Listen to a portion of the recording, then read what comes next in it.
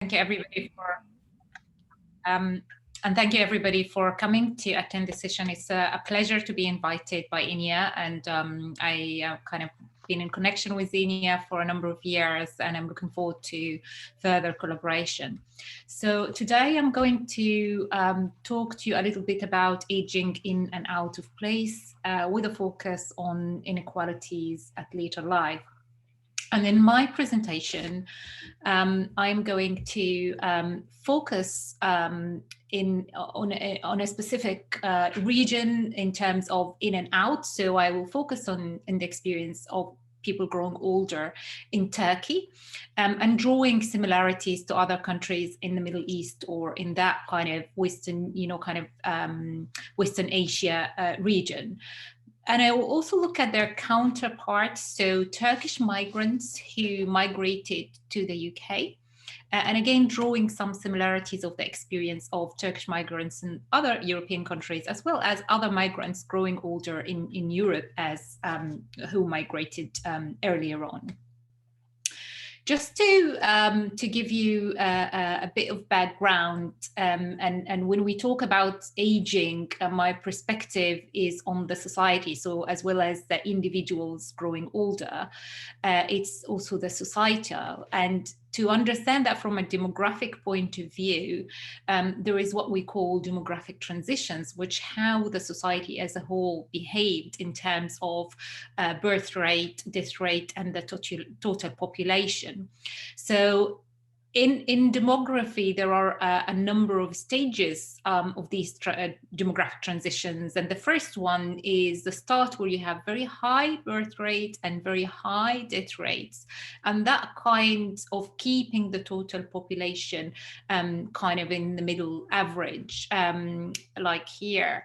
But then what happens that you start to develop medicine has improved, and the death rate has been reduced, and it took a little bit time to reduce the fertility rate. So there was a phase where fertility rates remained high, but death rate were declining, and this is where population growth was happening at a steep rate. And then in most countries, you get the total fertility rate or the crude birth rate reduced, and then you get more an equilibrium where you got both of them kind of lower at the lower end, but the total population obviously has increased, but the growth will decline, will stabilize.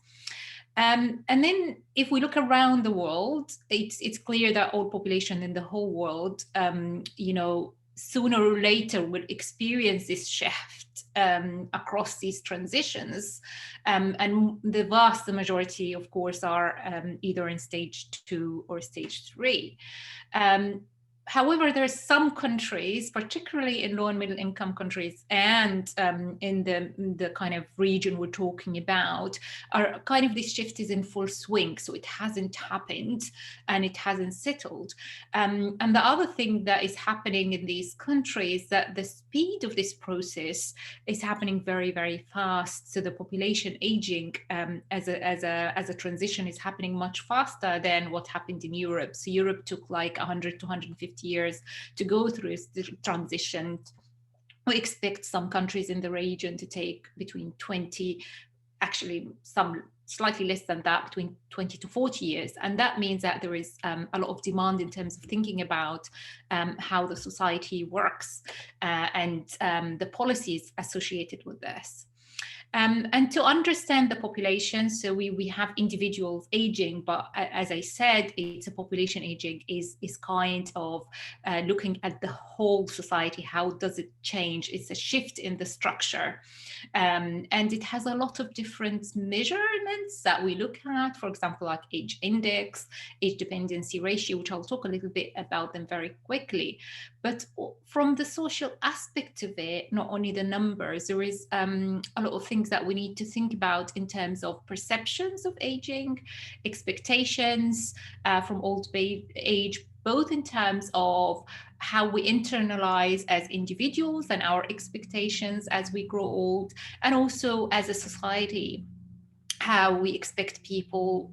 We still kind of work in a sense that although that the life expectancy increases, we have in mind a certain age where people may be expected not to be economically active or not to do certain things. And obviously these different, these exhibit themselves differently across societies, but also across individuals. So we found that things like economic activities at younger age, gender, class, education are very important factors in shaping these expectations and perceptions. So the process of population aging, as I said, it doesn't impact on the individuals only, but the whole population structure. And the speed or tempo of the population aging also is different. And Turkey is one of those on the fast process. And while we are seeing within countries demographic shifts, we're also seeing epidemiological and health transitions, so moving from moving into chronic disease and different into non-communicable disease, replacing communicable disease, and also the issues of morbidities and comorbidities, and how the lifestyle affect the people's health. So these are just some of the indicators that I have mentioned before, that when we look at trends, for example, so this is two graphs showing the life changes in life expectancy at birth. So what is expectancy if a person born in 1960 versus 1980, etc. And also age dependency ratio, which is the percentage of older people divided by the percentage of working age population. And Turkey is the lower line here, the purple line, and up here are European countries, and with some specific countries which exhibits very high life expectancy and very strong population aging indicators, including Italy, for example, and Norway and the UK. And although there are a gap, as you can see the trend has shifted dramatically over a relatively short period of time. And similarly here, maybe a little bit less exhibited the steepness of the curve. That is because Turkey had traditionally very high fertility rates and still have what we call population dividends, or very large groups of working age people. So still there is a high number of people who contribute economically to the country. And here are other indicators used by the UN, and I just want to highlight some new development, and they are really interesting developments. So traditionally, we think about the age of 65, that this is where old age, and even in demographically and statistically speaking, we use this as a measure. But obviously, people live longer and live longer in societies that in general we live longer, so the perception of age is different.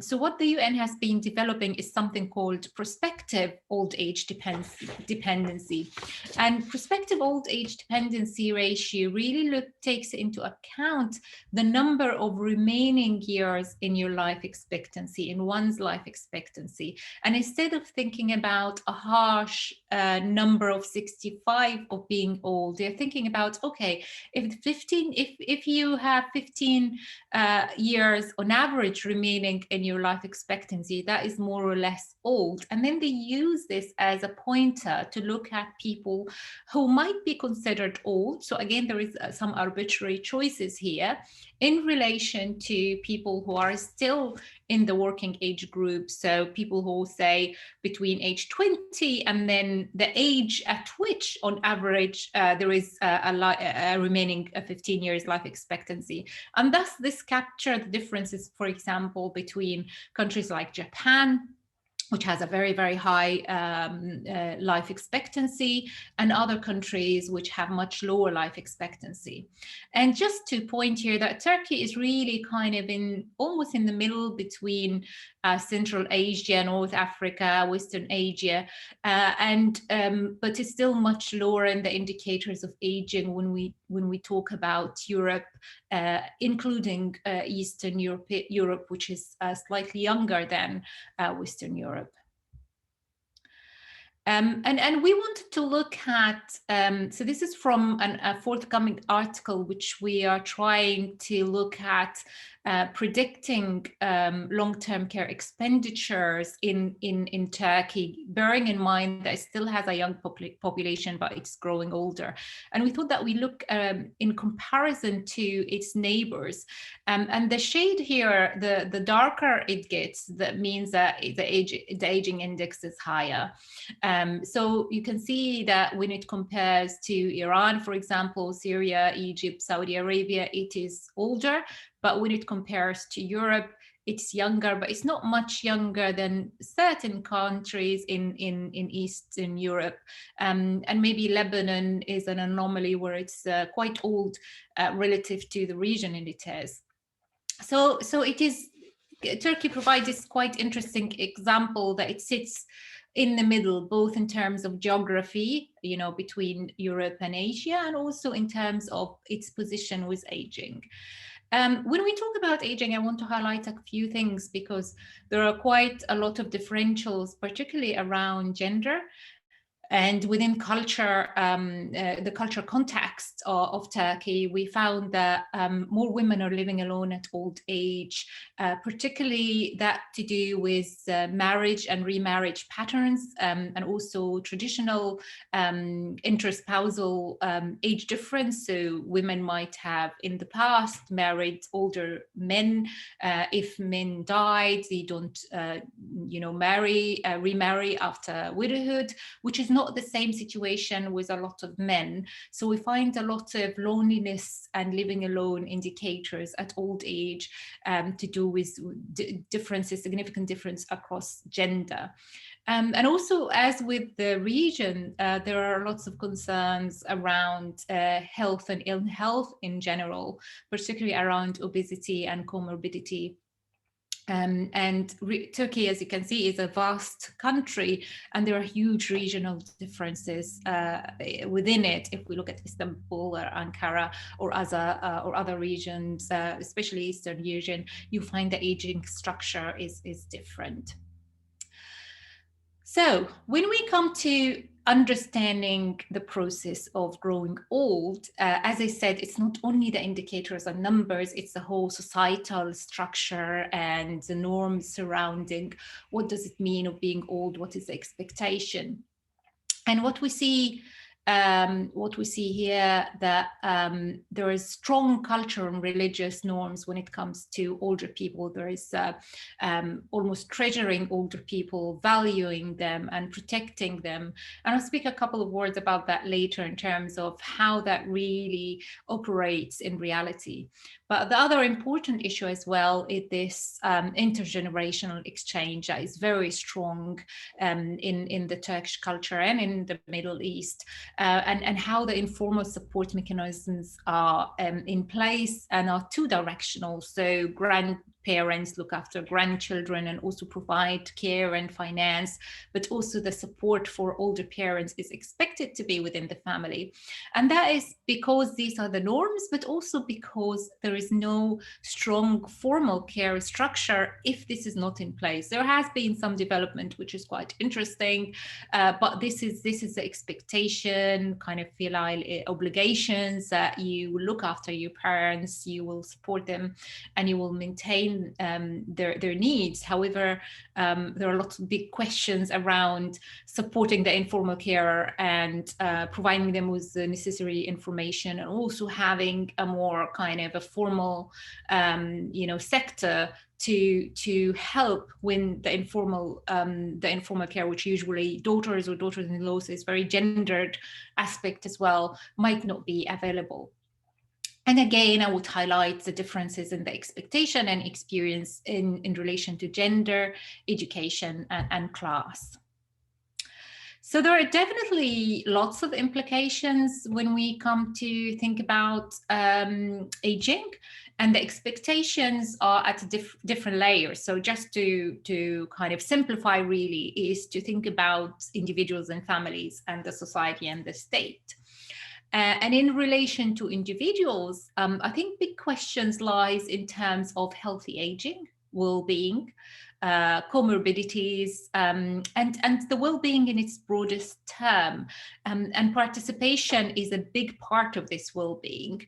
And then we come to think about inclusion, exclusion, and whether it's a choice or lack of opportunities. And again, the isolation and loneliness due to either not being able to access your informal support, but also not being able to access opportunities for participation.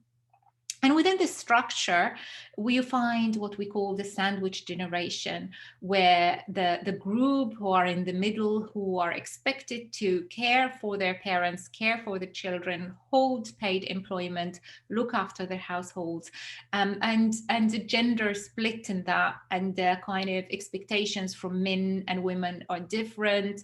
The hands-on care versus financial and emotional support, for example, is very gender split. So if we look at the bigger picture in terms of the society and the state, is the sustainability questions comes up a lot. So usually in countries like Turkey, there are lots of policy priorities. You have very large cohorts of younger people who need employment, who need education, and these usually gets prioritized in terms of policy. Also have a limited finance. So how are you going to then think about the aged care and which model you are going to adopt, what the type of services, the range of services, how are you going to finance this, the accessibility to a large diverse group and over lots of regions, and as I said, the competing priorities. One of the issues that comes over and over in the region as well and in Turkey is the infrastructure, transport, environment. How is that really kind of tailored around aging society? How we create opportunities and look at older people as a resource rather than a burden that needing of care, but they have expertise, they have knowledge. And then, kind of overt and covert age discrimination and ageism, both in terms of what's external factors and externalized ageism, but also internalized ageism, that you and the people close to you believe that at certain age you can do this and you cannot do this, and thus you close doors in terms of participating and continuing, kind of having a goal and having a purpose, which maintain well-being and mental health very highly. So then we come to think about in gerontology, what are the inequalities at old age, and I think from research, and I wrote this in one of my books, like the simple statement of growing old, when you talk to people and you ask them what does it mean, it brings kind of both of connotation of experience, so a simple wisdom, but also disadvantage, so straight away dependency and burden as we grow old.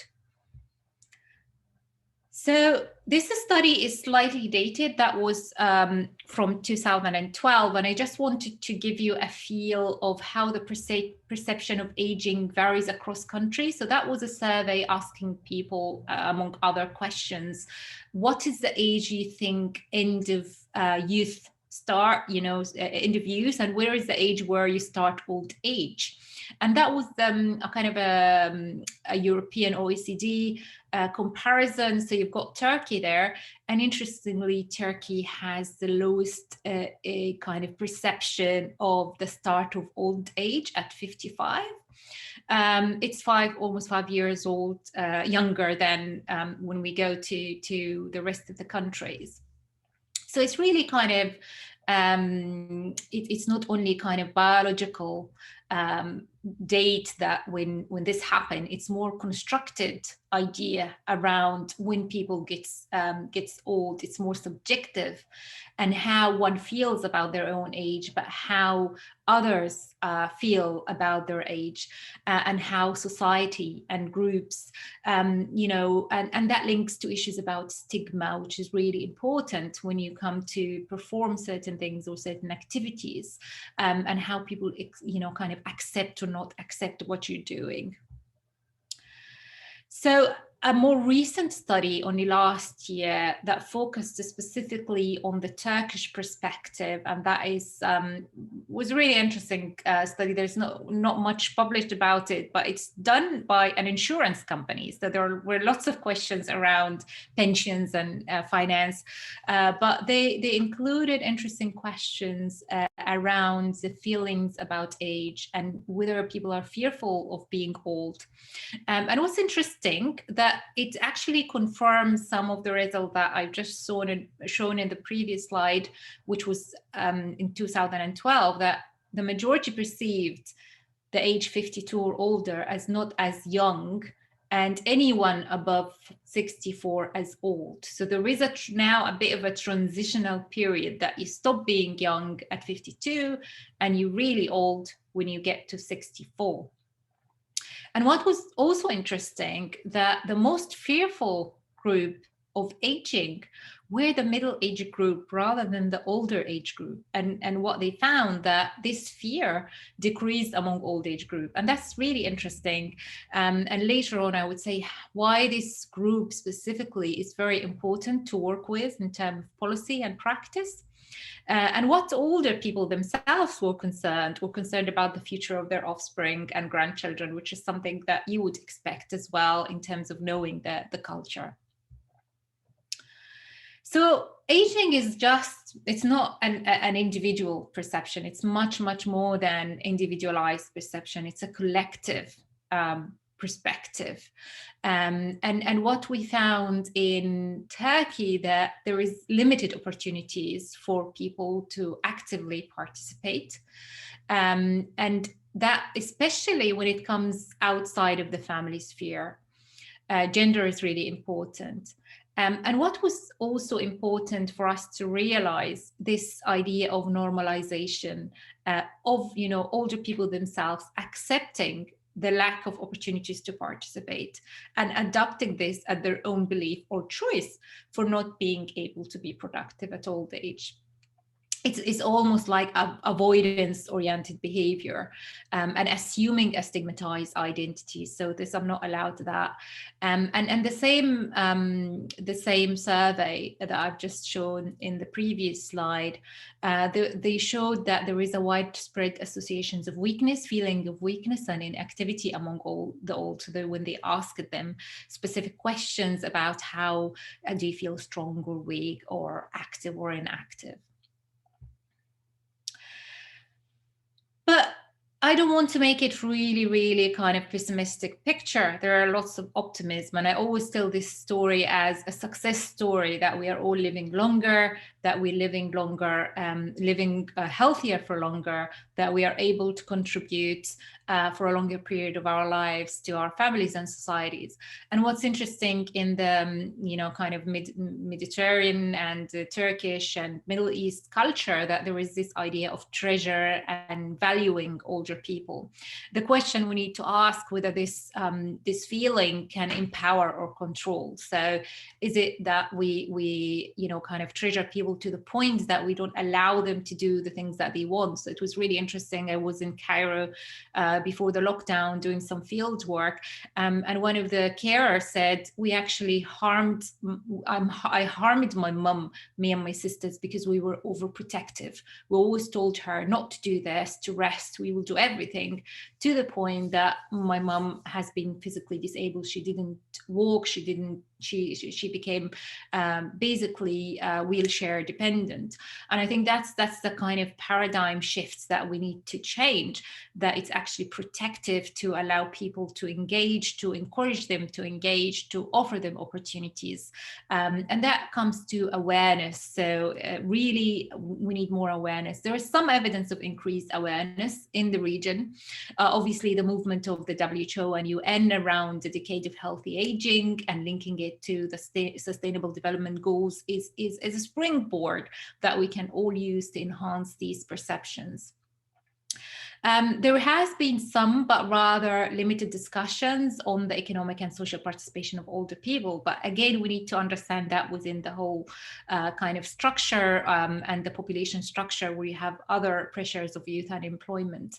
And there has been some recent policy development. So I was fortunate to be involved in the development in both aging and dementia strategies or plans in Turkey in 2017. So there has been some policy attention, but we know that there is a lag between policy documents and practice and implementation, but we are in this road, we are in this process.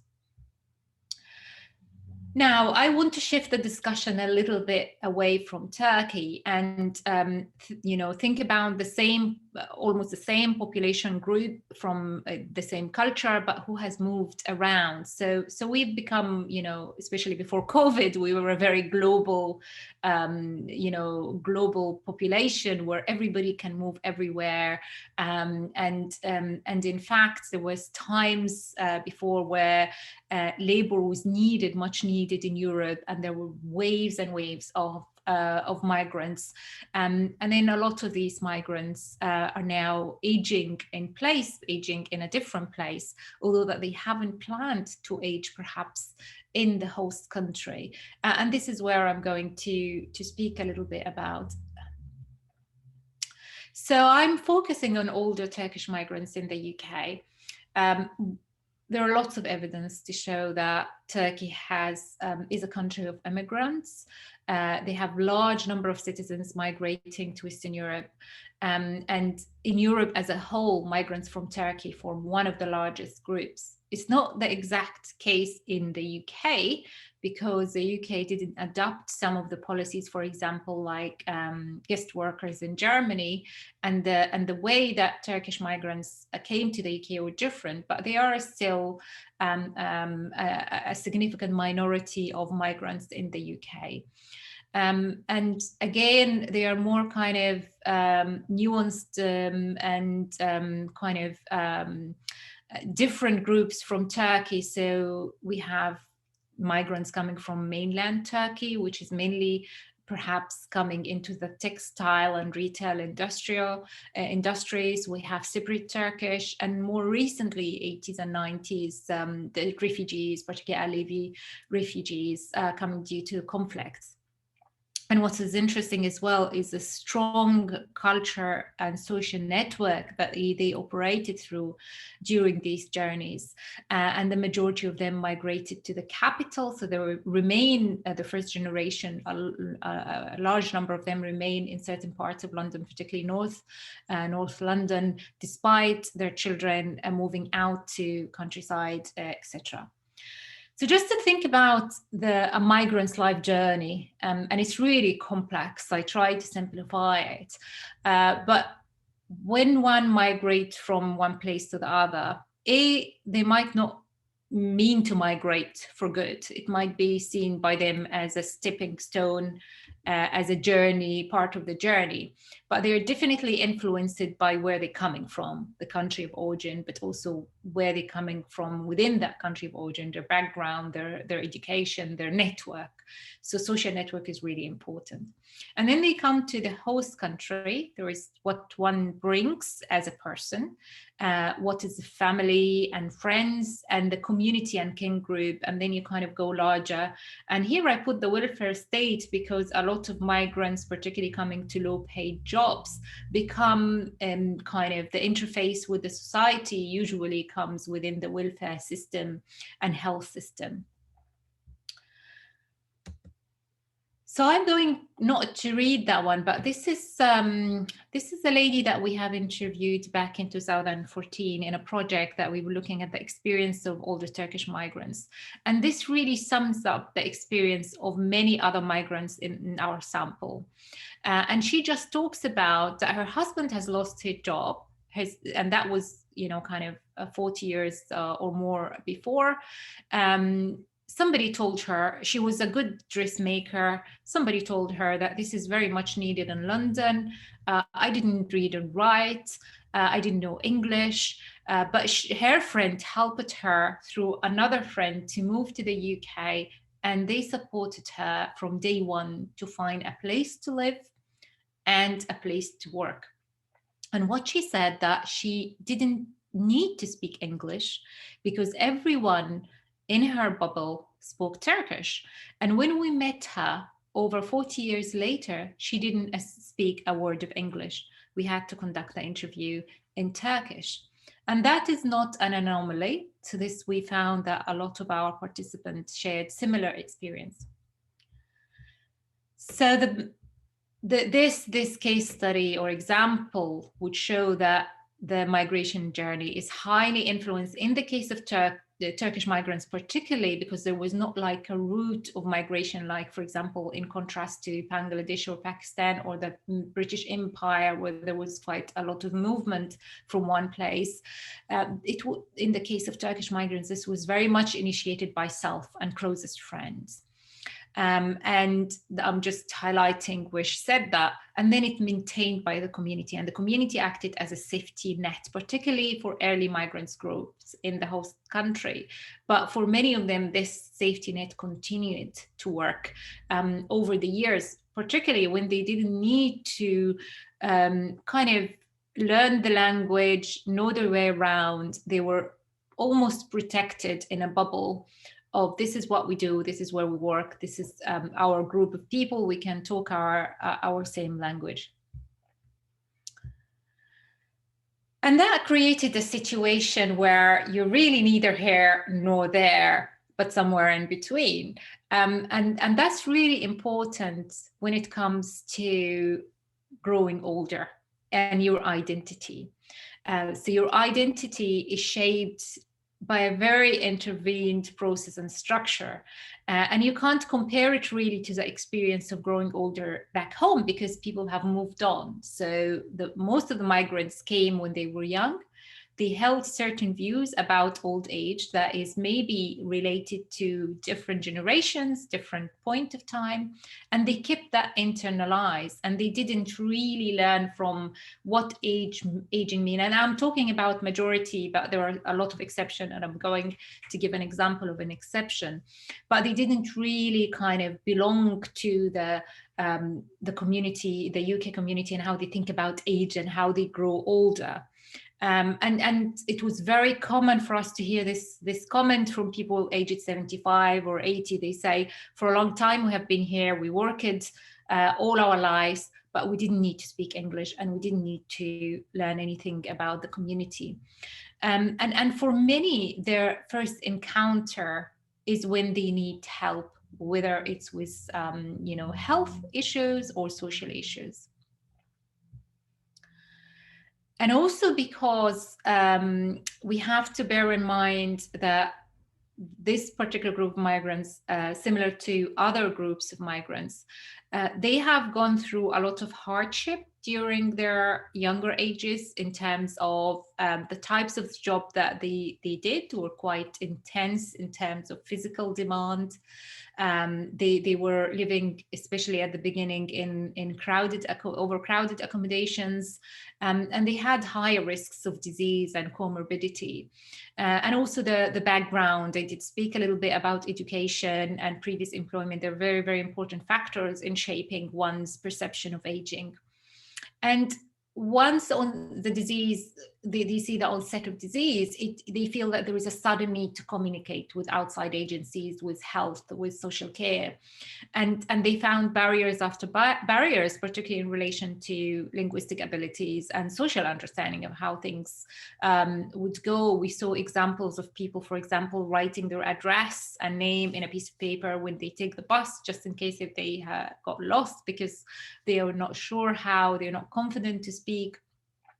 And also when the disease hits, if someone is working in a kitchen or a very hard labor, they will have to seize what we called, it's between brackets economic, because it's not really economic, it's very informal in a lot of time, this engagement. But this is the core, this is the center, this is where the lives rotate around. And also when that suddenly happened, they don't have any pension, and then they start to need to ask the state for benefits and the welfare.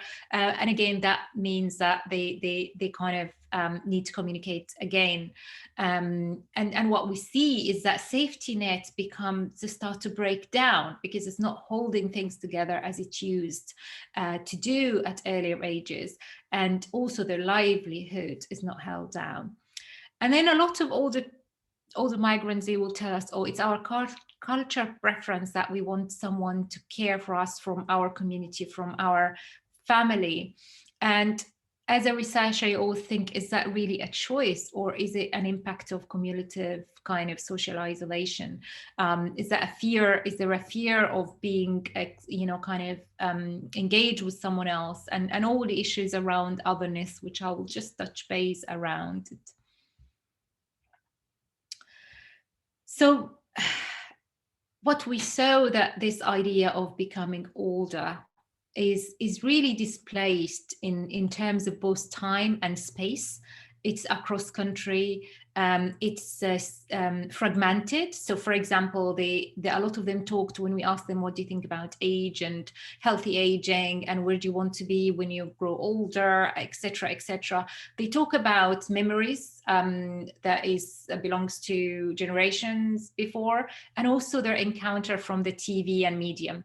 And media becomes really important. So one of their windows, for example, to their home countries becomes a TV. So how older people are portrayed in the media becomes something very important for them, even if it's different from the society. And that we find in many cultures, that how older people portrayed is not necessarily the same as how older people are actually living. And again, they still relied on a very closed network of people, and thus they are also exposed to the external factors, and we cannot deny the existence of racism and sexism and ageism. So they are exposed to many negative effects that will impact their perception and also their ability to be healthy during old age. And the questions about place, time, and identity. So although we asked people, where do you want to later on, even if they were 70, do you think of going back to Turkey? Only very few of them said we will go back. And that was more like romanticizing about the weather and about the social networks that maybe doesn't exist anymore now. But the others were very pragmatic in terms of, I need healthcare, and here is better for me. My children are here, my grandchildren are here. So it's more of a pragmatic choice rather than I'm really enjoying my old age here. I'm, I'm active, I'm doing such and such, and thus I want to continue doing that. That was not the often answer that we get. So that results in a more of an isolation situation, which is very negative at old age, to be honest, for anyone. And what their reasoning was always, there is a feeling of limited opportunity. It's not suitable. The activities are not suitable. They are not culturally suitable, or they are not age sensitive or appropriate. There is not language I can't understand. And there was a lot of reliance on culture center. That is, kind of the Turkish community center. That was really, really important, particularly for men. And and also women, they do different things. They do like subsidized meals, they always have TV on, they do certain activities, but not much. And their own activities is revolved around family obligations. So women spoke a lot about looking after their husbands or looking after the grandchildren, always around what I need to do for my family. So then this social isolation, I would say it's a result of both realities. So there is, there is evidence that, there is not much suitable activities, but also perception and preferences. So people in our sample didn't try things. Few of them have tried things and were happy with that, but others were not. So one lady was fabulous in terms of she would take the bus and ride it to go and see different places, because she said, I don't need to speak to anybody, but I mean, I can sit in the bus on the upper deck and just look around, which is really good. I spent my morning doing this. And another one made friendship, and we found very, very few friendship between the older generation and British kind of older people. But this woman made friendship with her neighbor who was British, and the neighbor told her about a trip, and they went to Oxford. So they traveled from London to Oxford, and she was really, really happy. And she said, I keep asking her if there were more trips of that. So there was a glimpse of kind of, people who tried, they found that this is really good and enjoyable. And there's another example I'll give later about a man who was really fascinating. So thus we see this cumulative continuation of limited involvement at young age. So they came to what we call enclaved economies, worked with the same cultural groups, maintain their social ties, maintain their language ties, but that then ceased because that employment ceased, and then they become isolated because that network no longer available, and they find lots of barriers to go into the wider society, the British society, and thus it's really influenced by their own journey, but also by perceived another wider structural marginalization, which is really important. So here is a man that his experience is really interesting. He's only 66 years old, so he's not really old from my point of view, but he described himself as old. And he's been in the UK 30 years.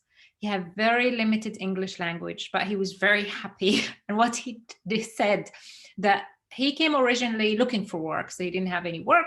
He never formally worked, but managed to have to do some help for friends and get paid. And then he managed to bring his wife and his 4 children, and they still live in London. And he was really active. He has very poor command of English language, but he has a gym membership. He'd been introduced to the gym through a friend of a friend, and he got a discount through the local council, and he swims very regularly. So he goes there at least twice a week. And he was very happy in terms of that giving him a purpose of life. And he wasn't working at the time, but he goes for walks and he goes to swim. And when we ask it, okay, where do you think you're going to spend the next 10 years of your life? And he would say, of course, in the UK. This is my homeland because I've got my wife and children. This is my home. So this is my homeland. And from a sociological point of view, it's really interesting how home is constructed and how homeland is constructed. Professor Shireen, just as we have 5 minutes left. Okay, brilliant. Around 5 minutes. Thank you. Okay.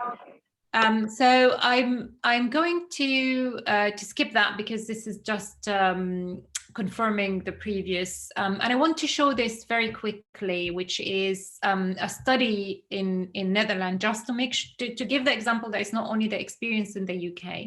And this study used a measure which is called Aging Perception Questionnaire, and it showed that the perceived consequences of aging and feeling in control is much negative among the Turkish migrants group when it compared to the Dutch group, and that would significantly difference. So I'll move on from that one. Then I think it's what I want to say here is the importance of recognition and representation, and media is very important, and how that plays a very important role in health and social care and social inequalities.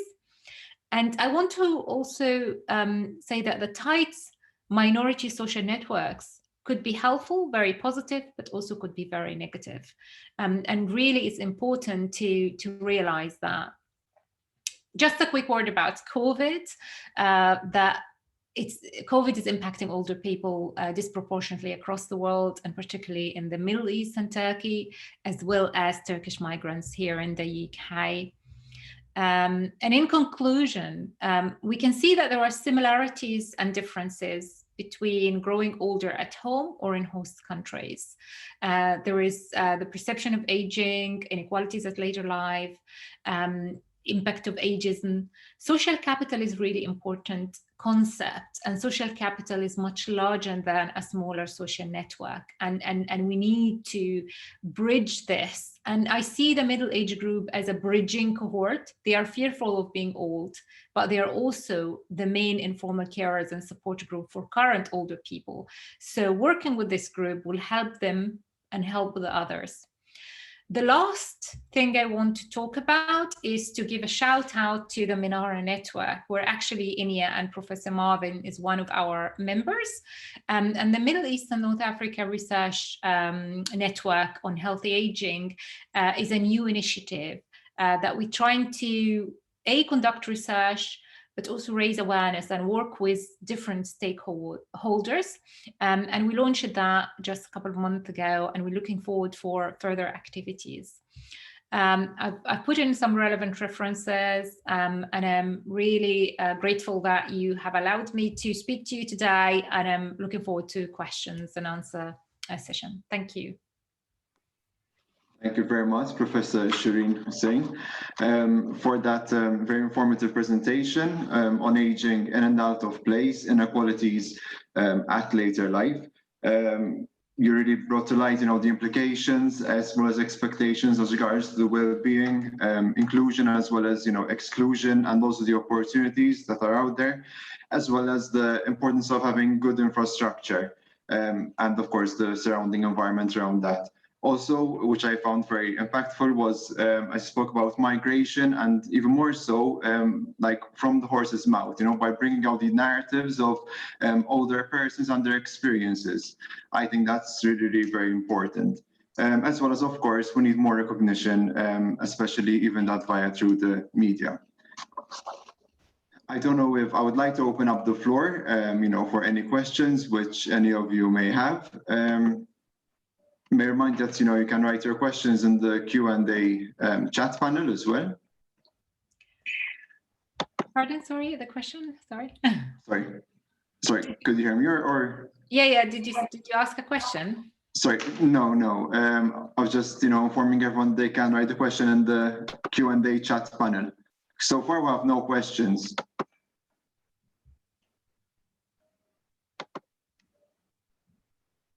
I think there is the question about using the data from the Aviva project.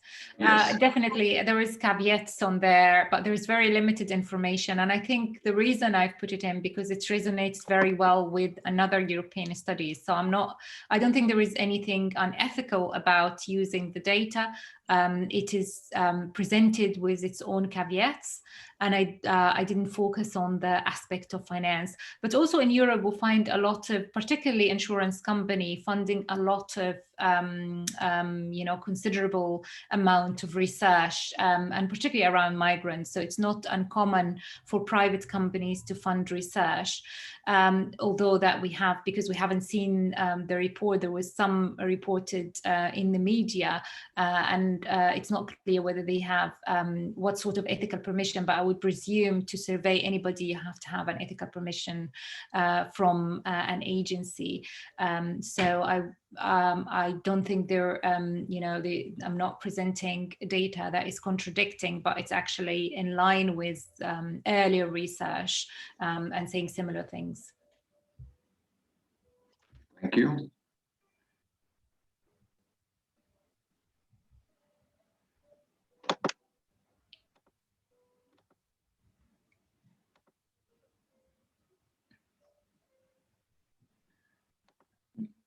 I can't see any more questions here. No, neither can I. So maybe I use this couple of minutes to say a word or two about moving forward, because I skipped this from my presentation. Is that right? Yes, of course. Go ahead. So I will just share this slide with you. And from current, yeah. So basically, I think for both Turkey and host communities, there is need to be some active involvement of older people, and really changing the perception and expectations. Media, so for example, in the latest League of Arab States aging strategy, one of the strands that they put to work with is media. And I think media is very important because it is where people are represented, where groups are represented. So it's really important to create opportunities, to think about society for all, so things are feasible, accessible. And also, especially when we talk about migrants growing older, is the cross communication between, for example, Turkey and Europe, how, where is the development that is happening, and cross learning. So what works here for that group and what works there, and keep this kind of fertile grounds. So this is really it. I wanted to just, didn't have the chance to say that, but I see that the communication and opportunities for networking and exchanging and learning, and things like what INEA is doing in terms of bringing different perspective, and coming from different societal perspective is really important.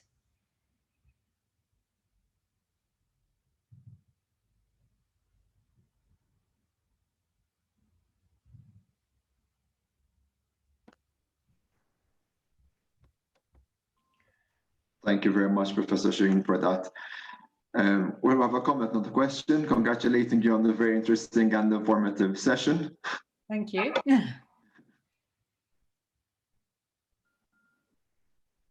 mean, otherwise, if there's nothing you would like to add, because there doesn't seem to be any more questions from what I can see, at least.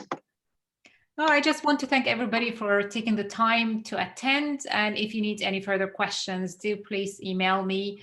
And have a look at our Minara website. And I'm sure Christian will tell us when the presentation is up on the website, so we can have a look at it.